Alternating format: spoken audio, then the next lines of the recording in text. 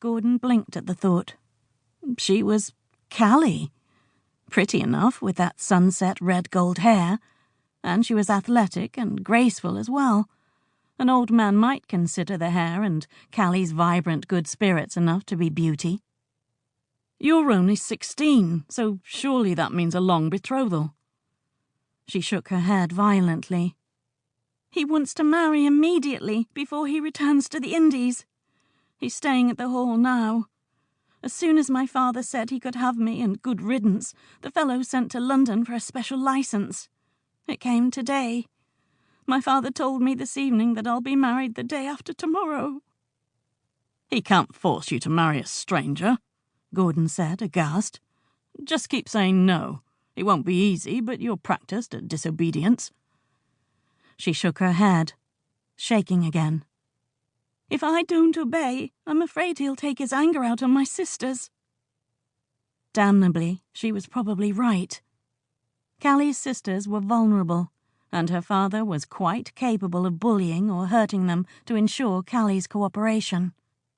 Gordon wrapped an arm around her shoulders, murmuring soft, comforting words until she pulled away with a smile that almost worked. "You're talking to me like one of your horses." "It works with frightened fillies, so it seemed worth trying." He smiled when she rolled her eyes with elaborate disdain, but sobered swiftly. "What do you want me to do, Callie?" "I'm going to run away and I need money," she said bluntly. "Can you lend me some?" He frowned. "Run away to where?" "My Aunt Beatrice. She's my godmother and has said I'm welcome to visit any time. I'll be safe with her." "But for how long? If your father comes to drag you off to get married, she won't be able to stand up to him." Callie bit her lip. "Then I'll change my name and disappear into Manchester or Birmingham. I'll find some sort of work." "Become a mill worker?" he asked incredulously. "This is not a good plan, Callie." "Not a mill worker. You know how good I am at sewing. I'm sure I can find a job as a seamstress," she said impatiently. "If you can lend me £20 or £30, it will be enough to get me away and support me until I'm established somewhere my father will never find me." He bit his lip, thinking how many disastrous things might happen to a pretty, inexperienced girl, even one who was intelligent, ingenious, and brave. He caught his breath as a thought struck. Yet it made sense. "I have a better idea, Callie. Marry me. We can be in Scotland in 2 days, and we're old enough to marry there without permission." She gasped, her hazel eyes widening. "And you think I'm insane? We're too young to get married, even if it is legal in Scotland.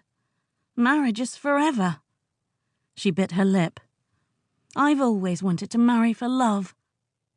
"My parents did that and it didn't work out particularly well," he retorted. "I've always thought that in the unlikely event that I marry, it would be to a friend. And aren't we best friends?" She frowned as she considered his proposal. "I suppose marrying you would be better than a fat old planter with damp hands." He grinned. "I am so very flattered." "You know I didn't mean it like that. It's just that marriage seems so extreme." "It is, but so is being bullied into marriage to a man you can't stand." He shrugged. "If someday you meet someone you really want to marry, I won't stand in your way.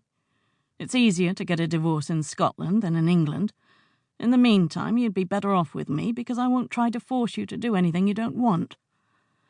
"There is that," she admitted. "If we're married, we'll both be free of our fathers and able to look out for each other."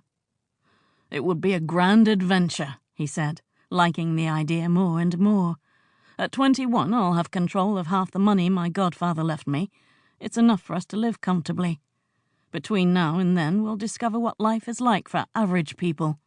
We'll find work with some decent country squire. You can be a lady's maid, and I'll look after the horses." Callie's face lit with laughter. "You're right, it would be an adventure. Far better than marrying a dreadful stranger. We'll make it work. We always do. No more adults telling..."